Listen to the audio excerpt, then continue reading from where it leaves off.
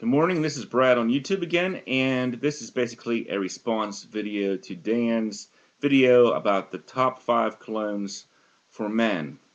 And I thought this was a great idea for a video. I really do hope that all the reviewers will participate in this, and maybe everybody could have a list of 5 just great fragrances for the average Joe to have. So for my purposes, what I did was I just imagined somebody like Dan. He's been wearing Aqua di Gio for about 5-6 years. Decides he wants to change it up. He wants to switch to a wardrobe of maybe 5 solid fragrances that he can just wear all year round in a rotation, and have a great lineup willing to go there. Um, so I came up with 5, and I believe these are all different from Dan's suggestions, but I think these are pretty solid as well. Let's start with Yves Saint Laurent's L'Homme.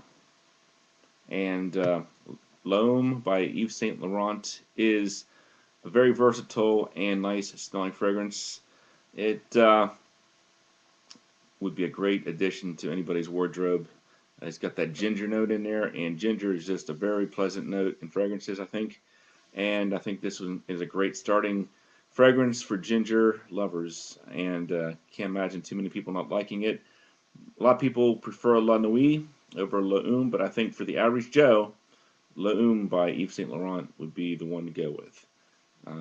Great office wear, versatile enough for night wear year round pretty much.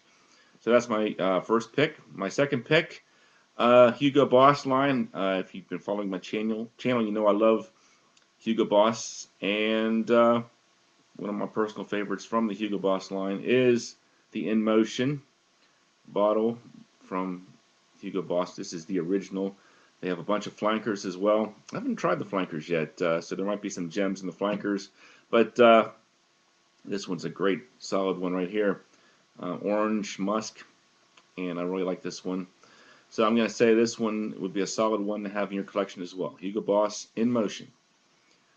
For my third choice, I went with a Givenchy fragrance, and this one is Givenchy Pour Homme Blue Label, and it's got grapefruit and it's got cedarwood. Again, I got compliments with this fragrance. Very nice, fresh type fragrance. Classified as a woody aromatic, but it does have sort of like a aquatic vibe to it, I think. So I think very safe and a great one to have for a small wardrobe. Givenchy Pour Homme Blue Label. My fourth choice, I went with Dolce & Gabbana's The One, and I never bought a bottle of that one, but if I was starting over, I would want a bottle of that one. I really like that one. It's got pineapple, some tobacco. It's a very elegant tropical fragrance, and I really like that one. So Dolce & Gabbana's The One. It's my fourth pick, and my final pick, I went with Cartier Roadster.